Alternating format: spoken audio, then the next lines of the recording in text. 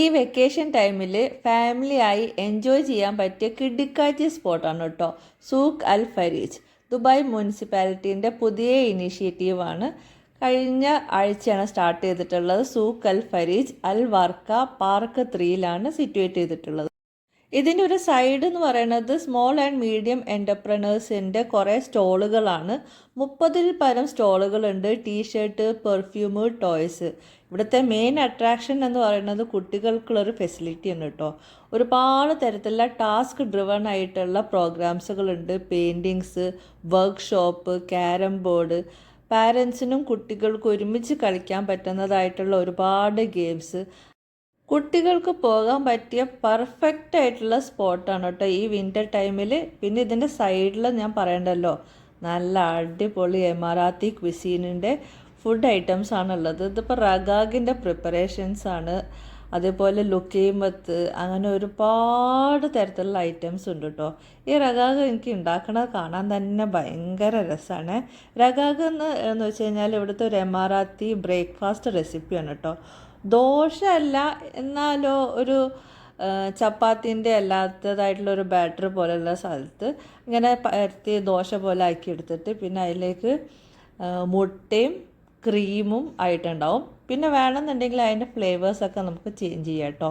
അങ്ങനെ ചോക്ലേറ്റ് ചെയ്യുന്നവരുണ്ട്, നൂട്ടല്ല, Oman chips, അങ്ങനെ പല തരത്തിലുള്ള ഫ്ലേവേഴ്സിലും ഈ റഗാഗ് അവൈലബിൾ ആണ്. ഇതിൻ്റെ ഉണ്ടാക്കുന്ന പ്രോസസ്സ് കാണാൻ തന്നെ നല്ല ഭംഗിയാണ്. അത് നല്ല മൊരിച്ചെടുത്തിട്ട് നല്ല ക്രിസ്പായിട്ട് ഇങ്ങനെ കടിച്ചെടുക്കുമ്പോൾ അതിൻ്റെ കൂടെ ഒരു സുലൈമാനിയും കൂടെ ഉണ്ടെങ്കിൽ പറയേണ്ട വേറെ ലെവൽ സാധനമാണ്.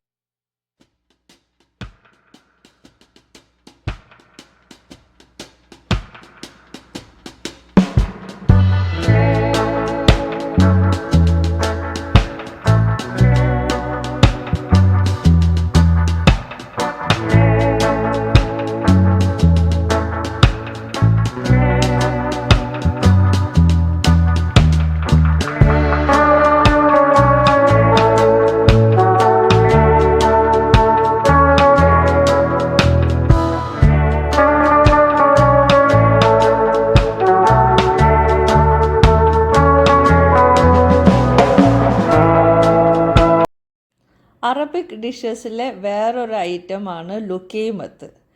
ഡിസംബർ ആയി കഴിഞ്ഞാൽ ഈ തണുപ്പത്ത് ഈ ചൂട് ലുക്കീമത്ത് കഴിക്കുമ്പോഴുള്ള സുഖം വേറെ തന്നെ കേട്ടോ.